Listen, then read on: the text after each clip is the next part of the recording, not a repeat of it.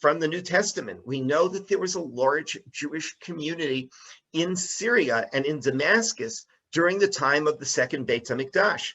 After the Crusades, the Gaonim of Eretz Yisrael took their yeshiva first to Tzur, because they left Yerushalayim and they didn't want to be there when the Crusaders were there. And they went up to Tzur, to Tyre, and then they went over to Damascus, where Yeshivat Eretz HaTzvi was open for hundreds of years. And for the Jews in Damascus in the Middle Ages, this was a wonderful place to live. There was a Jewish traveler by the name of Petachia of Regensburg, who went to visit Damascus. He traveled to many communities, and he went to visit the Damascus Jewish community in the late 1100s. And Petachia of Regensburg said that the local Arabs say, if there's a Garden of Eden on earth, that is Damascus. And if the Garden of Eden is in heaven, then Damascus is sitting right underneath it on earth. This was a place where people could flourish. It was a beautiful community.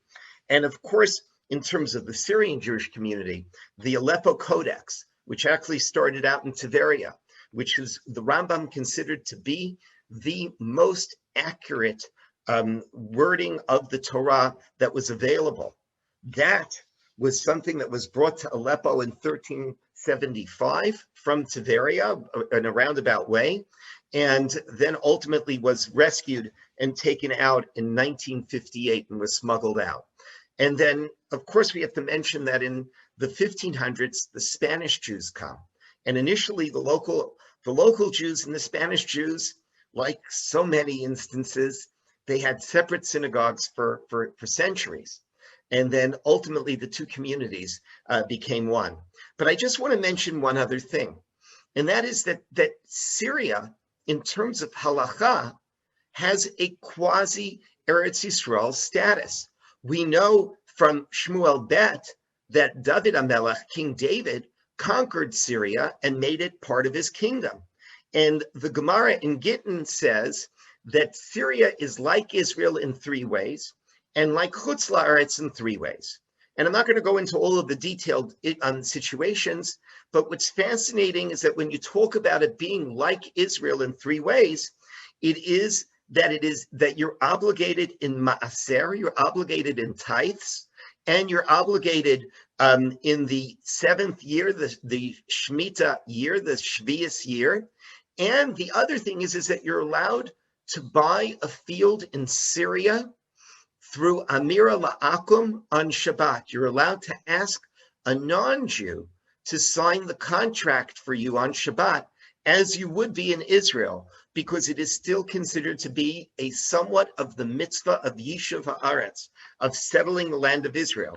And we do allow you to ask a non-Jew to do some labor for you in order to acquire a field in Eretz Yisrael. And the same is true of Syria. Now, what's fascinating is that one of Rabbi Laniado's ancestors, Rabbi Shlomo Raphael Laniado, who began in Aleppo, but then became the rabbi of Damascus, Rabbi Shlomo Raphael Laniado was asked, how is it that we don't take Trumot and Maasrot? And his answer, in short, is yes, you do have to take Trumot and Maasrot. One of the reasons that was given that it would be allowed was maybe because the land doesn't belong to the Jews, it really belongs to the king. But his feeling is that you have to take tithes, you have to take Trumot and Maasrot in Syria, just like you would in Eretz Yisrael. And Jews that would have gardens that would produce fruit. So one of the solutions he gives is that you should be mafkir, that you should publicly renounce your ownership of the garden so that the fruit is not obligated in Truma and Maaser. This is a fascinating example of this being really almost part of Eretz Yisrael. And perhaps the one thing that best represents this idea is the Eliyahu Hanavi synagogue, which is also known as the Joe Bar synagogue, which is in the eastern part of Damascus, and unfortunately was destroyed during the Syrian civil war just a couple of years ago. And it was, when it was still standing, the oldest synagogue in the world. And there are still photos and video of the synagogue, and there's a wonderful website called diarna.org, where you can see the photos and videos. And Benny may have some photos and videos as well. I know that he has. But this is just to give you a sense of what this place was and its connection to Eretz Yisrael and this ancient Jewish community's connection to Eretz Yisrael. There's a plaque in the synagogue that says, this is the place where Eliyahu anointed Elisha to be his successor. And there's a tradition that there's a cave behind the synagogue where Eliyahu was hiding from Achav, who is the king of the northern kingdom at that time. And there are so many different minhagim that go with that went with the synagogue. People would go on what was called a ziyara, to a pilgrimage, to light candles. If someone was sick, they would put them in a room near the synagogue, or they would take their shirt and put it on Eliyahu's seat. And they would see as a way of bringing healing to the person. This is a community, again, and it needs to be emphasized. It's so tragic that we have lost our connection to this community, that we can't visit it, we can't see it, we can't see these beautiful synagogues, because this, when it was still there, the community in Damascus, the community in Syria, was perhaps the oldest remaining community of Chutz La'aretz. And unfortunately, as I mentioned, you can still be in Galut when you're very close to Eretz HaKodesh. You can still be in exile and still be in the Holy Land. When the Damascus blood libel in 1840 came out, the Eliyahu Hanabi synagogue, as many others, was ransacked. In the 1930s, when Arab mobs in Israel, or what was then Palestine, started to come out and murder and fight with Jews, the same thing happened in Syria. And in 1949, after the declaration of the State of Israel, the Al Menashe synagogue was attacked with bombs, and 12 Jews were murdered in that attack. And now, of course, the Eliyahu Hanabi synagogue is not there anymore because of the Syrian civil war. And over the years, this wonderful community, which had such a powerful history, had to leave Syria. Already in 1945, 1946, the leadership of the Yishuv in Eretz Yisrael understood that we need to get Syrians out of Syria. And in a special rescue in the middle of the night, 1,300 children were smuggled out of Damascus. And then the rescue efforts continued. And for this, we're going to be turning to our discussion with our dear friend, Hazzan Zalta. So once again, Hazzan, it is an honor to have you here. And I just want to emphasize to everybody who's watching that you are getting a connection with Jewish history that you otherwise would never be able to get a direct connection to. You would read about it in a book, you might watch a video, but here you're going to hear about it directly from Benny. So Benny, welcome. And I'm going to ask Rabbi Laniado to properly introduce you before you start. Thank you. I'd just like to echo what Rabbi Steinmetz had said. We did lose Syria as a place of Jewish life through maybe 3,000 years. But what made Syria amazing wasn't the land, but I think it was the historical legacy of scholarship. It was a tremendous scholarship in both Damascus, Aleppo, Qamishli, and other towns within Syria. We have, as you said, Rabbi Steinmetz, a wonderful opportunity of continuing that legacy with Hazzan Zalta, who grew up in Syria till the age of 17, 18, was properly trained in their schooling, with their reading, the music, how to study Torah properly, with its values infused within him. Many of us experience this on Shabbat when we come to the Beit Knesset and are so absolutely moved, because he's not just a Hazzan. We do recognize him for his booming, powerful voice. Cantor Burson, who's here with us right now on the panel, noted to me on Yom Kippurim He heard your voice through the stairwell and was inspired. But there's so much more.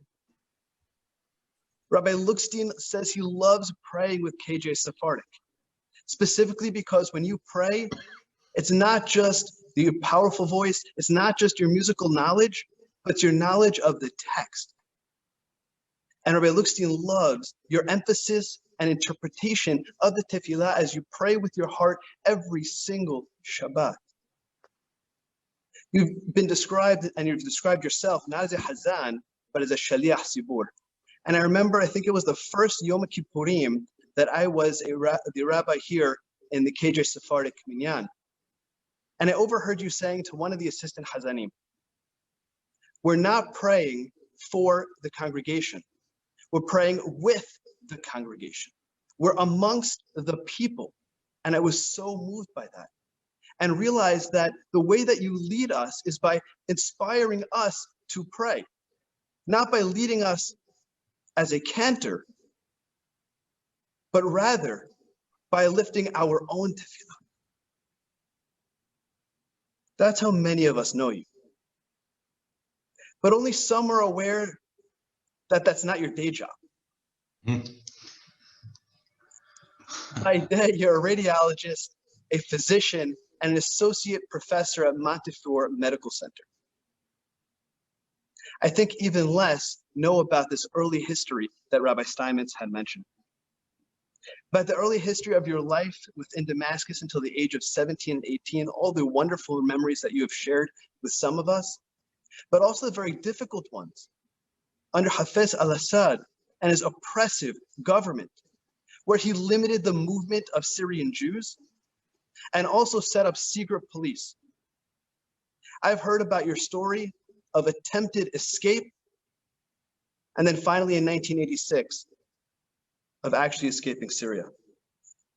I think even less people know about your work with the CRSJ, the Council for the Rescue of Syrian Jewry, where in 92 and 94, you worked amongst them and with them to save about 4,000 Jews and bring them here and settle them in the United States of America. Tonight, we all have the opportunity to learn so much more, not only about your history, but also about the wonderful legacy of Syria, and also the hardships and the beautiful story about the Brooklyn Syrian community supporting those Jews in Syria and bringing 4,000 of them here and settling them, integrating them into the community. Without further ado, I pass it back to our senior rabbi, Rabbi Chaim Steinmetz, to begin the interview. So excellent, Benny. I think you've been so perfectly introduced. You could be, now you have to really bring it. People are expecting a lot, but I know you will. I want to just start really for all of us, describe what your life was like as a child. When you were living in Damascus, what was life like for the Jewish community at that point? Rabbi, as we spoke before the meeting, I did prepare a short, and that goes through much of the questions that if you give me a few minutes, I'll run through the slides. So if you give me the control over to share the screen with you. Okay, you can do that. You should have at the bottom, it should say share screen. Can you do that? Because you are a panelist. Do you see it? Yes, it's working now. Excellent. Excellent. Okay, so I'm going to go quickly. First of all, I am both honored and more so humbled by your introduction, Rabbi Laniado and Rabbi Steinmetz, for this wonderful opportunity for me to speak about my personal life and speak about the Jews of Damascus, where I grew up with. I'm going to go through a few slides, maybe 20, 25 slides quickly, to give you a background of my life and the place I grew up with, and then we'll go through questions. Okay. This is a satellite picture. This street is called Al-Amin, and my house is the second house here, number 2, Al-Amin Street, the beginning of the entry of the Jewish quarter. This is a picture of typical Jewish homes in the old, I'm sorry, not Jewish, Jewish and non-Jewish homes, typical Damascus home architecture, beautiful, beautiful homes. Damascus is the oldest capital in the world, as you guys know or have read. This picture is from 1800. The city is walled, and not like this, much well preserved. These are some of the older town streets in Damascus. This is the Jewish quarter, falls in old Damascus, as this map shows. Really a small area, no more than, I would say, 2 miles square, that housed majority of the people. Bab Tuma, and a picture from the Jewish, one of the Jewish streets. Bab Tuma is just the outskirts of the Jewish quarter, and this is where the blood libel story came out. This is a Christian neighborhood, Christian quarter, that Rabbi Steinmetz mentioned in 1840. Another street from Damascus, old town, ancient. Jewish presence dates back, as Rabbi Steinmetz says, to King David, as was mentioned before. Yoav ben Zeruiah, the general of King David, reached northern Syria and conquered it. 1934, the numbers of Jews lived in Syria about 30,000, and that dwindled only to approximately 5,000 Jews by 1948, many of whom, due to the riots and the change in the environment, felt unsettled and threatened, and they emigrated to all kinds of places, including Israel. From that moment on, from that year until the year 1992, where all the Jews were allowed to leave, the number of Jews in Syria remained static. My family came with everyone in 1992. The community in Syria is a hybrid of many communities and many cultures. Due to its location, it was part of the Silk Road. Many Jews from all around, from Europe, from Africa, from Asia, they all passed through, and the community was in constant influx over the years.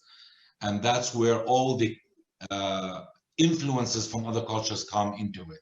Typical courtyard, beautiful homes, nice weather. Some Jews were very well-to-do, others were not so well-to-do, and many were very influential. This is a picture of Farhi's house, very famous home in Syria, who was an extremely influential man, pious Jew in Syria at the time in the 1800s, 1840, 1845. This is the entrance to the Jewish quarter. As you can see, the outside, the streets do not really convey the ostentatious grandeur of these homes inside. Very inconspicuous doors to enter. The Jewish quarter is in old Damascus. As I grew up, there was a Secret Service headquarters, Division 293. That is the specialized division in espionage.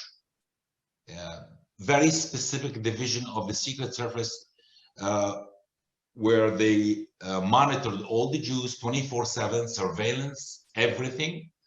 Arbitrary regulations changed on daily basis.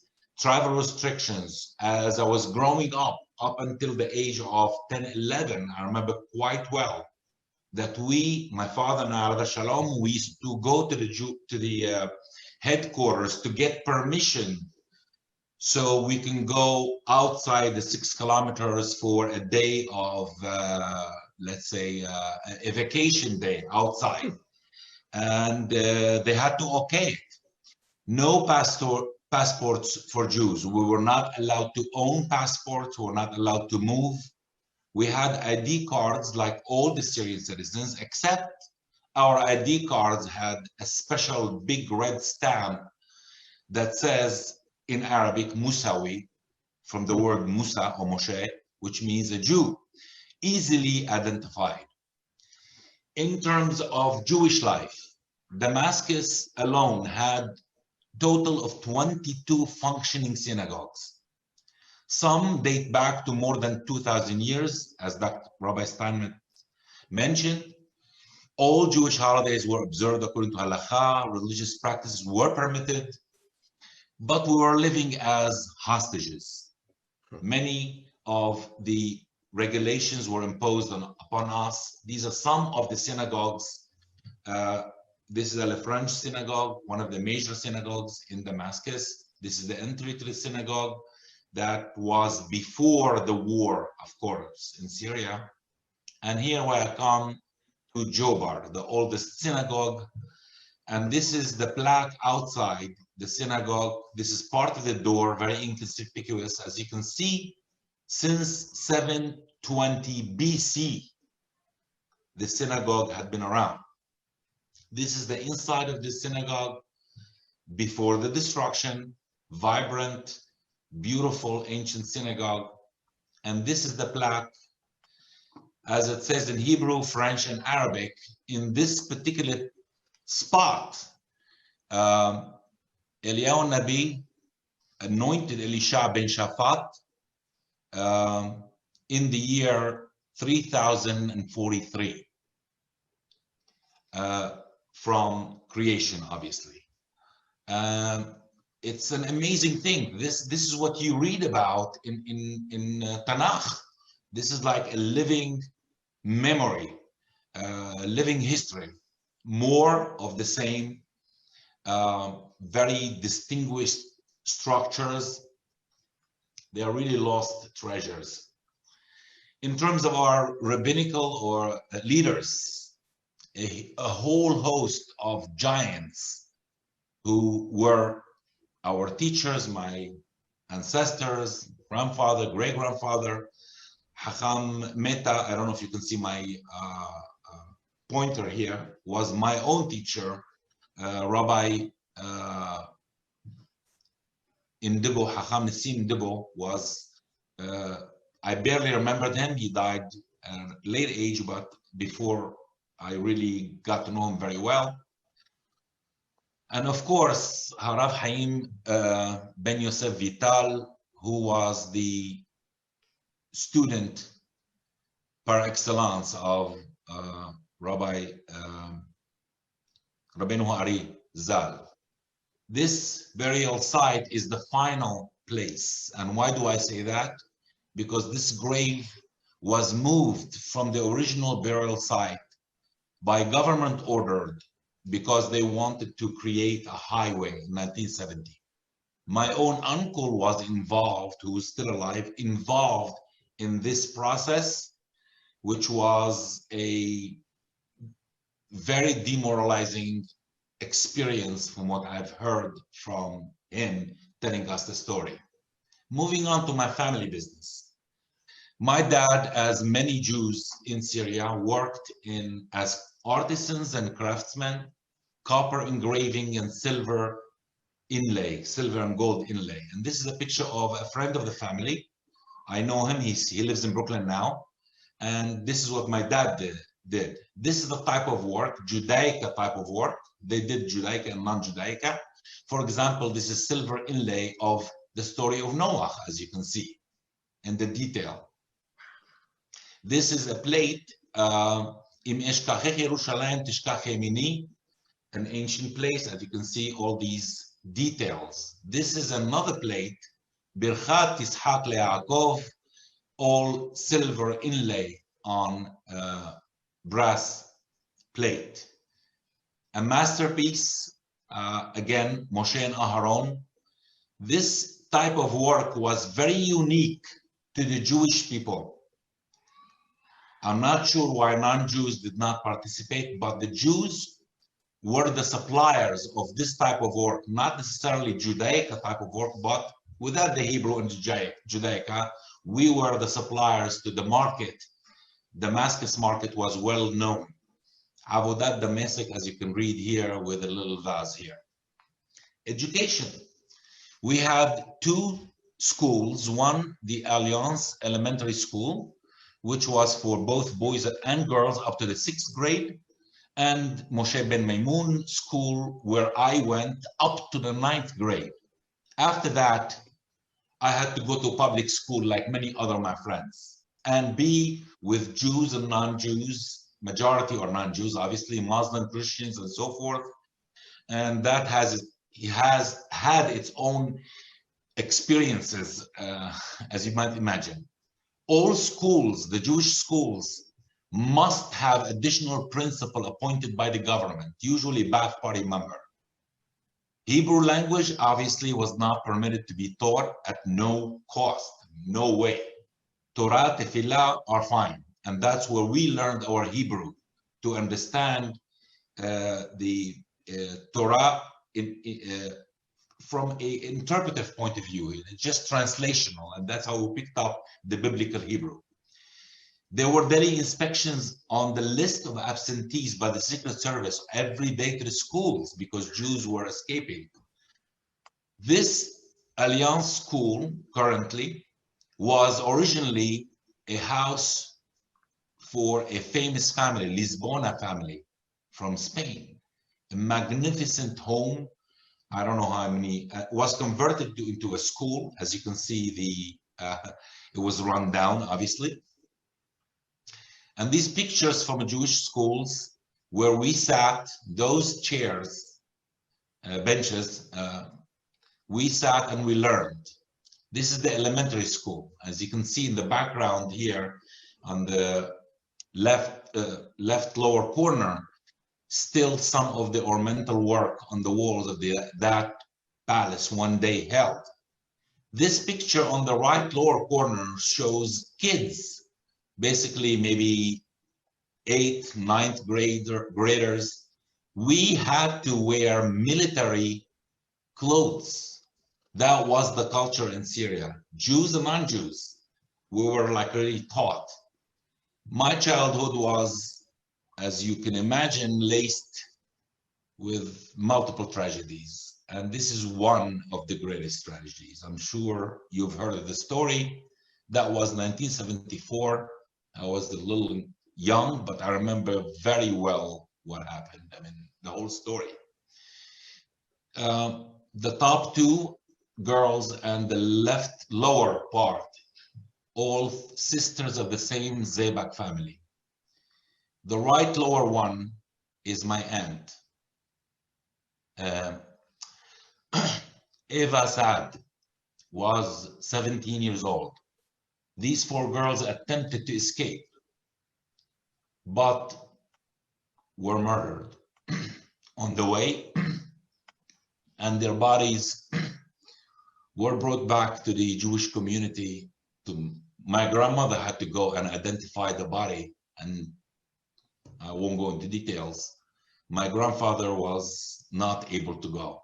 He couldn't handle it. So my grandmother went to identify the body of her daughter. So that's one of the tragedies. At the same time, my uncle, who is my father's brother, Azur, lives in New York now.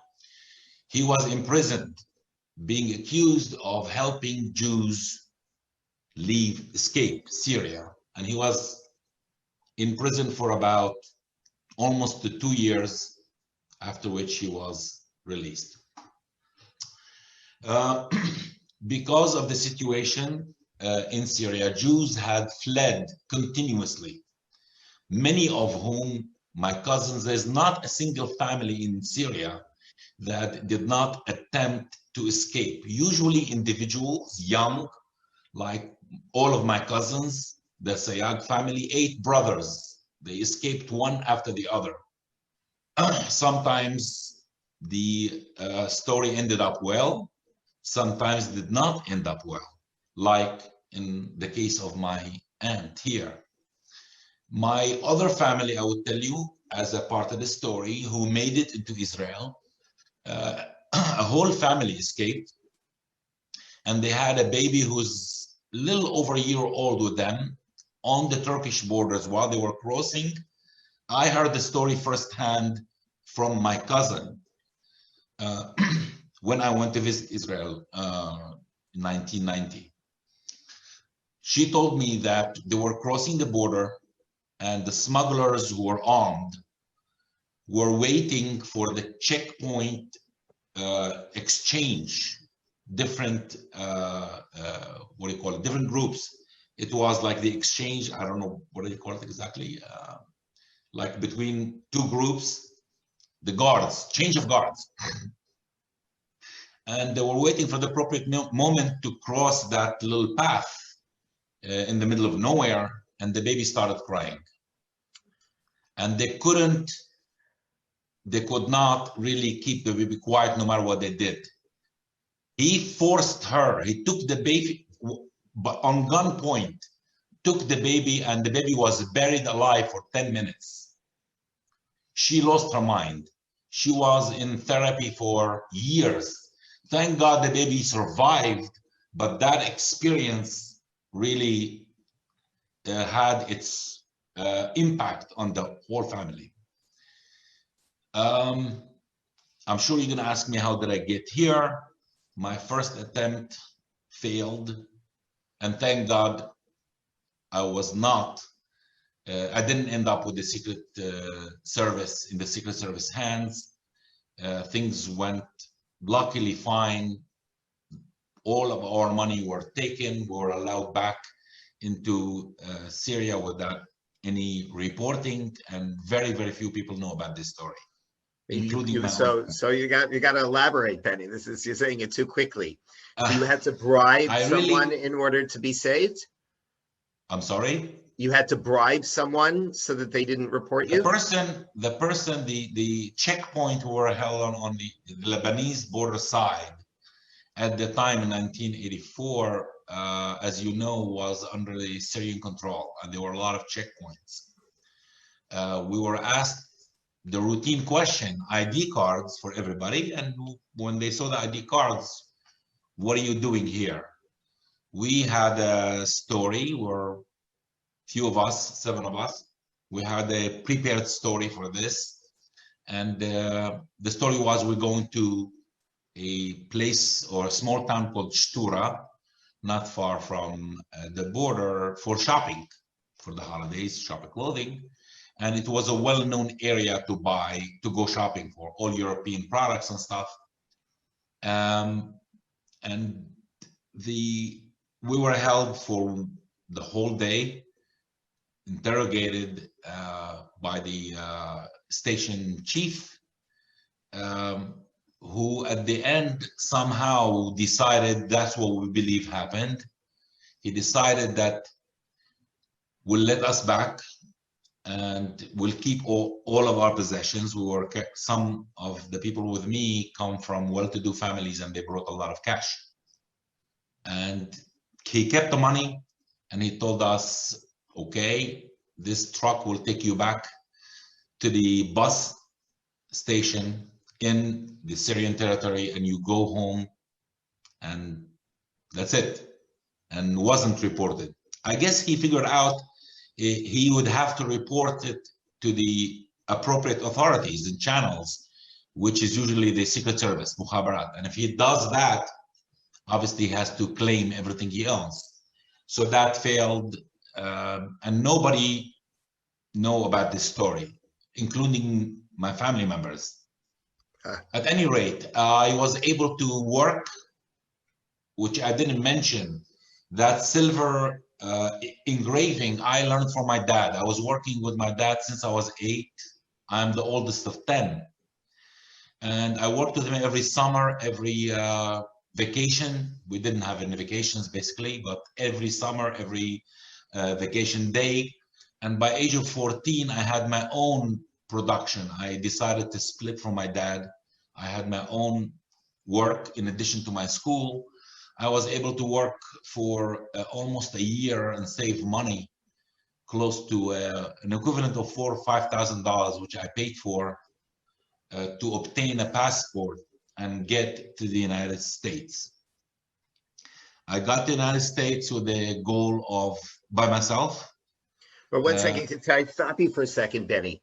So Yeah. you were able, how were you able to get a passport? You had to bribe someone, or Yeah, you had to pay did they allow bribes. Syrian Jews to fly out of the country?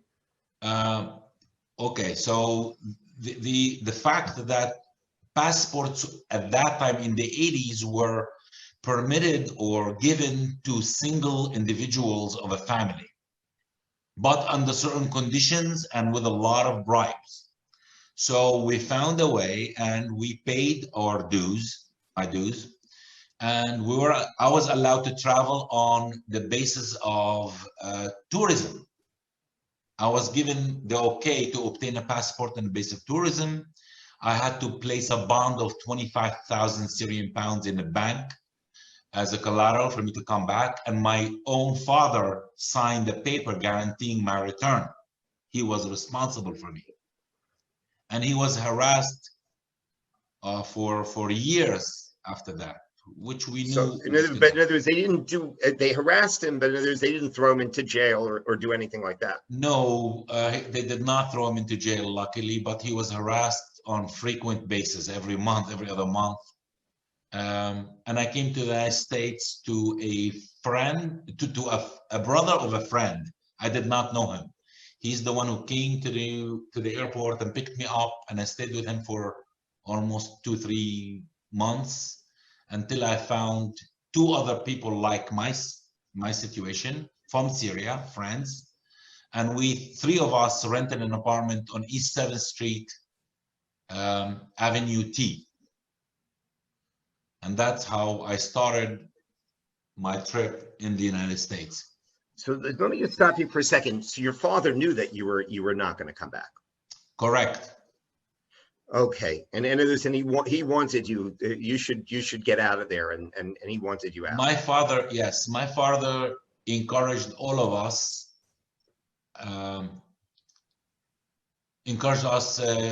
to pursue education. And he was ready to do. Did you lose me? No, I got you. Oh, you lost. We hear you. We hear you. Okay, so for my own benefit, for my own future, he really sacrificed everything for all of us, and for me personally, to let me go. I'm the oldest he was counting on, but to pursue my future, he was okay with that. And to be honest, on the night before I left, no, 2 days before I left, it was happened to be Rosh Hashanah. Before that, he came to me and he says, Ben, how much money left in your pocket? And I said, I have a little bit. So he realized that I don't have any much money left. And the night before leaving, he came to me and he said, this is $600. And I found out that he borrowed the money from my cousin to give it to me. And that's what I came with here. Wow. And that's how you were able to eat the first day you got here. Right. So tell us about the CRSJ. You have the slide up. So let's hear a little bit about how that got started and what you did. So it's a very fascinating story. I will make it short. I was a 3rd year college student at YU, Yeshiva University, in my dorm in Lubin. For those who are familiar with YU, I received a phone call from someone who identified himself as Moshe Barnea. Moshe Barnea was a journalist working for Yediot Aharonot, and he said, my name is so-and-so, and I heard that you came from Syria not long ago, and I want to talk to you. Can you come to the lobby? I came down to the lobby, I spoke to the man.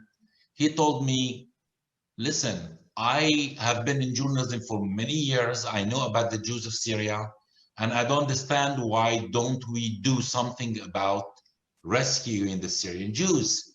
And when he spoke to the community in Brooklyn, they told him, if we make too much fuss and a lot of PR about the issue, the situation will become worse on the Jews. So they kept it quiet. But he believed otherwise, and he said, we have to do something. Can you help me? I said, absolutely. And the first meeting he organized at the Sephardic Center in Brooklyn, a gathering in the evening to inform of the plight of the Syrian Jews, and I spoke there. In that night, there were hundreds of people. That was the seed for the CRSJ, where few enthusiastic, good people who approached me and they said, let's do something professionally. And we did. More professional people came and an organization was born. And we named it as CRSJ. CRSJ was a small organization without much experience in the circles of Washington and lobbying. We hired a professional man. I think he's a KJ member, Gilman. Who? Gilman. Gilman? I don't know. I'm blanking on his name because I haven't seen him for many years. He was the director, and all Jewish organizations. You see my screen, right? Yeah. They're telling me it's Gil. Was it Gil Khan? Gil Khan, sorry. Yes, Gil Khan. So he comes to shul every Shabbos still. Yes, so, yes. Gil Khan. He was a full-time director, and I have to say that all Jewish organizations, every single one of them, was instrumental, really, in helping CRSJ getting to Washington, opening doors, and hammering all these politicians about the Syrian Jews. And the major changes that happened in the 1990s, I don't know if you guys remember, shift of power and balance in power balance in the world. Russian empire collapsed. Syria was attempting to get closer to the West and had a whole list of demands from the American administration at the time. And the American administration was faced with Iraq War, 1990, remember? So there was mutual interests, and this was the point, the turning point, where CRSJ really broke out full force, lobbying everywhere and in every direction. This is a picture of some of the members. Marcus Zalta, Albert Harari, Alice Harari was the president, myself, and Monahan, a congressman from Ohio, was very instrumental. Foreign Affairs Committee. Charlie Cohen in the background. And this is the full committee at the time, CRSJ, all those people. Alice Harari was a full-time lawyer. She quit her job and dedicated literally 5 years of her life, day and night, to unpaid volunteering work for the rescue Syrian Jews. And I have to tell you, this is a picture from a rally we did in Washington, Freedom for the Syrian Jews. And guess what? After all this pressure with the Syrian government, the Syrian government finally buckled down and they made a deal through the American administration at the time, and of course with the Israelis under the table, Madrid talks. We received a fax on the Shavi'i Shel Pesach. I don't know if you believe if this is a coincidence or not. It was the Shavi'i Shel Pesach in 1991, where Alice Harari saw me in the synagogue and she said, we just got a fax from the American embassy. The Syrian government sent Secret Service to all the shuls announcing a new declaration from the presidential office to all the Jews who would like to leave can apply for passports and leave. I could not believe it. It's unbelievable. On the day Shavi'i Shel Pesach, the same day that Jews left Egypt thousands of years ago, the Jews of Syria had gone through the same experience with another exodus from a terrible And situation. how many Jews got out that at that time? Well, the deal was no mass exit. That was the deal we made with the Syrian government. They can leave, but they have to leave on over time. All the Jews came out over a period of 2 years. So it was like every week a couple of Jews would leave. Every week we used to receive hundreds of people on different airplanes in Kennedy Airport. It took maybe every week, every other week, there were like Lufthansa flights, 50 Jews, 60 Jews, and there were committees meeting them. The Syrian community was also extremely important from the very beginning in all kinds of support for CRSJ, and more so after the Jews have come to the United States, and they helped. But they needed jobs. They needed. Did they have needed family? homes to live in? They needed schools for their kids. They needed many things, from a carton of milk to a to a doctor. It's a monumental work, and all was done. Wow. Wow, Benny, this is really something. So I don't know if you have more slides that you want to show us, or I want to show you what Jobar looks like today. oh, Sad, really sad. 2 rockets fell on the synagogue, destroyed it completely. As you can tell also that even the marbles on the floor was stripped and stolen. And this is one Jew who visited there. He's like the last Jew in Syria, or he was a visitor after. I don't know how he got there, and he took a picture. Wow. Benny, they want to know how and when your family got out. My family came out in 1992 with the rest of the Jews. And they all came out together, and I was in my 3rd year in medical school. I had to stop. I took off 1 year, and then to help settle them and look after my family. That was 1992. And tell us a little bit. There's a whole host of things. I'm looking at people are saying there's someone who was in the Potomac Minyan who left Damascus at 16 and went to Einstein and NYU and NIH and works in pulmonary oncology. Like this, now we're doing Jewish geography. Do you know who that is, or is that a friend of yours? Or NIH? Yes, of course I know him. Balas, is the last name Balas? It doesn't. They didn't say. They just threw it in, so it must be. That's something. Anyway, I mean, there's lots of questions. I wanted to go to one question, one area that you didn't talk about, and then I'm going to try to move to some of the questions in the chat. We don't want to keep everyone here all night. Sure. What did you do when you got here? Like, how did you came here with $600 in your pocket? How did you make a life for yourself? Well.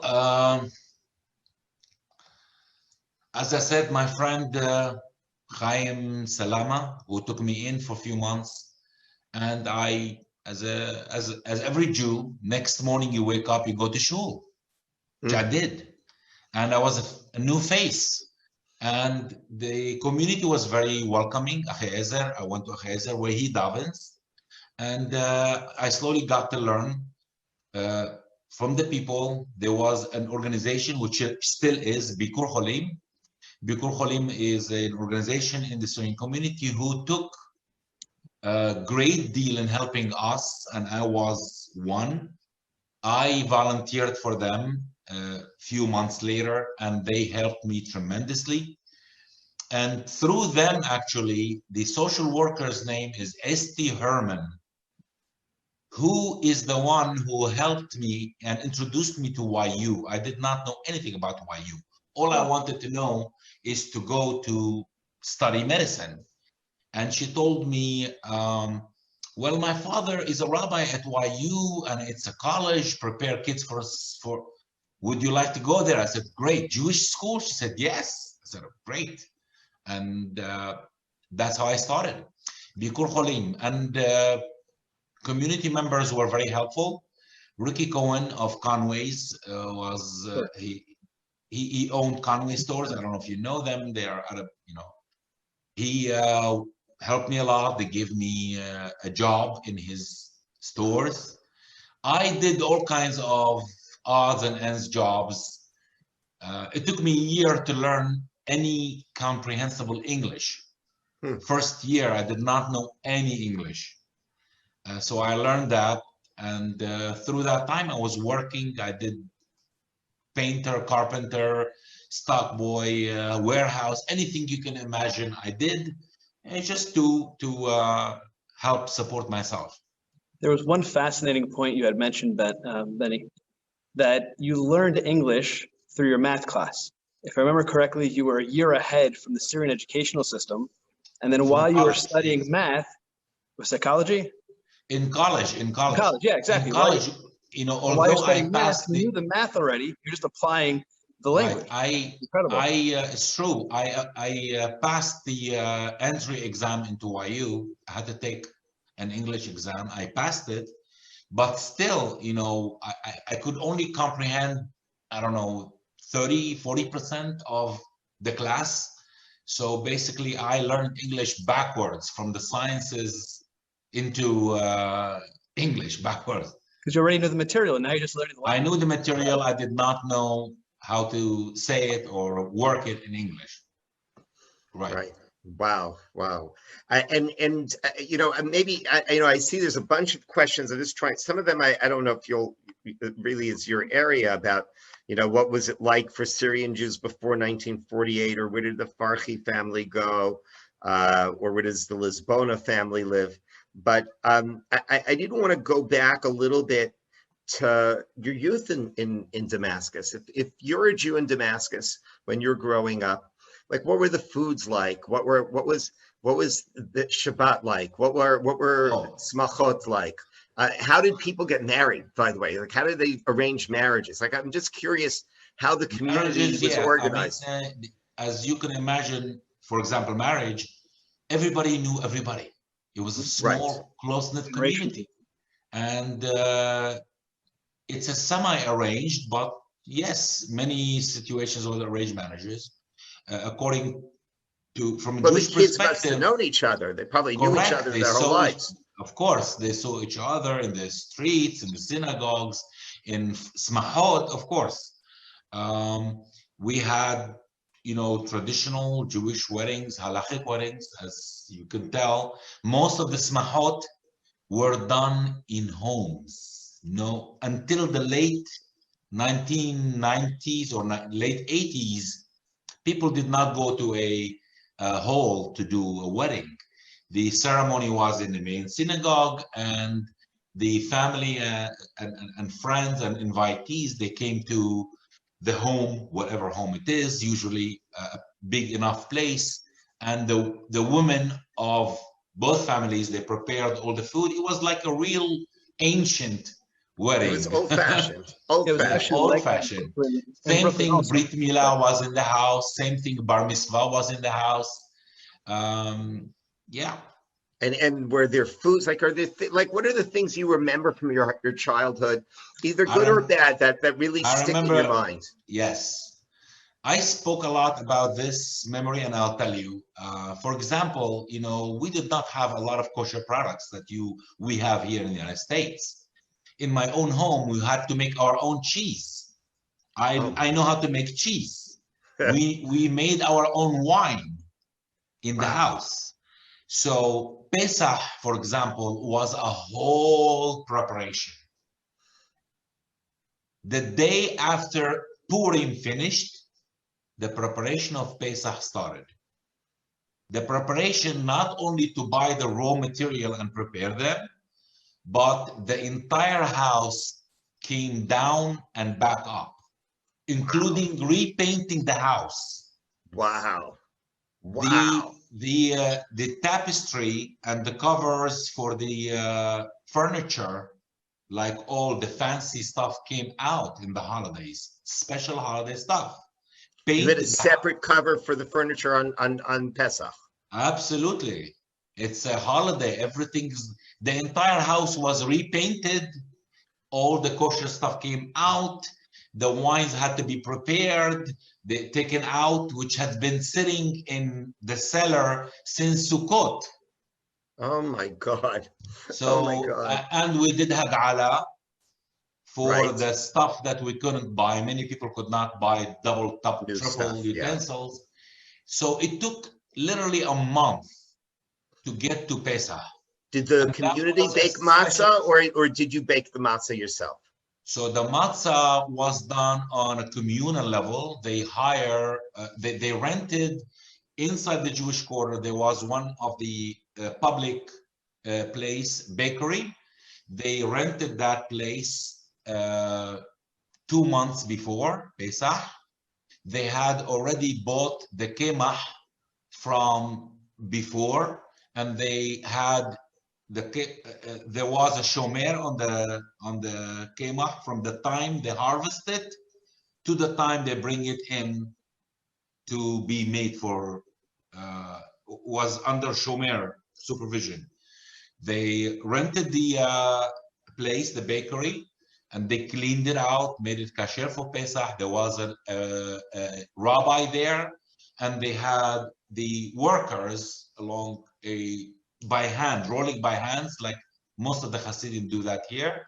And they made for the entire community. For 2 months, you bought whatever you needed. Of course, at subsidized price, because many of the people were not so well to do. Yeah. Wow. I mean, I have to tell you, and people now go on Pesach programs. They're missing out painting their house. It's a whole different changing. experience. I mean, but you certainly never would forget Pesach that way. No. There's some interesting questions about your relationships with non-Jews. Did you know non-Jewish kids? Yes. Was yes, there of pressure course. to convert to Islam? No. But you knew non-Jewish kids, and you, like, they were people that you had relationships with. I was sitting next to them in the classrooms in the high school, 10th, 11th, and 12th grade. I spent with Christians, with Muslims, with, some and did were they treat nice. you as friends, or? Some were nice to us, like regular kids. Some were not so nice, openly anti-Semite. But if you ask any Jew, at the end of the day, when the situation got out of little hand, a little strife, the first thing that comes out of their mouth, start cursing the Jews and so forth. And you didn't bring them to your house ever? We did. They came to my house. We never ate in their homes, but they ate in our homes. You would be friends with them, you would study with them, or whatever. Yes. So Benny, post Pesach, did you experience a nobe? A nobe. I grew up in a family of musicians. My uncle Ezra was the principal of the Jewish school, but he's a violinist, professional violinist. We had our own orchestra at home, and they played, especially in the summertime, every Sunday. They used to get together a 8-piece orchestra, and they would play and practice, and we performed. They performed concerts for the Jewish community, of course, volunteering on volunteering basis. We even had a choral, like 60 kids, 30 boys and 30 girls who were trained to perform sing alongside the Hazzan in a professional way, weddings. And my uncle established that. So I grew up with this music and knowledge of music, and he encouraged us, my uncle encouraged and taught us. So yes, we did have that. And so you had a lot of concerts. Was music a very big part of like the communal life? Unfortunately, not big enough, because life, as you might imagine, was very serious. from a Jewish perspective and from simple Syrian citizen perspective. It was tough. You know, most people were, you know, lower middle class or even in poverty. Like the case in my family, very, very modest. My father was the breadwinner of 10 kids. My mom was at home. It's very tough, and I'm very proud to be, you know, of what they did for us. Both my parents sacrificed tremendously for all of us to be where we are today. So I heard many stories talking about the topic of Jews and non-Jews. That's actually why I brought up the Nobel. So I've heard that yes, the Arabs would bring food to the Jews post Pesach was one of the things that I heard. I've also heard of other very positive Jew and Arab interactions. I hear stories about from my great grandfather used to watch each other's store, playing music together. That's true. The presence of Jews in Syria dates back thousands of years. For the non-Jews to see Jews in Syria, it's not a strange thing. They are used to us. They deal with us. They work with us.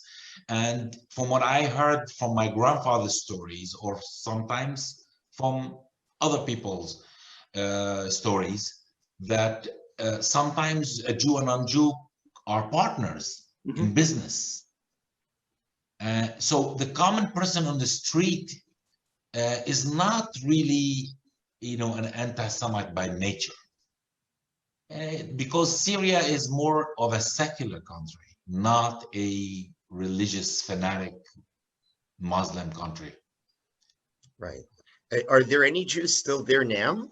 There are a few individuals still there. The brother of my best friend still there. How old? How a young guy? No, he's not. He's got to be in his early 50s, 52. Oh, that's pretty young, and he's still staying there. He didn't want to leave. He didn't want to leave for his, I don't know, I mean, financial reasons. They still have properties. Mind you, all the Jews who came out of Syria in the 1992-93 have left almost most of their wealth and possession, most of it behind. They had to leave it.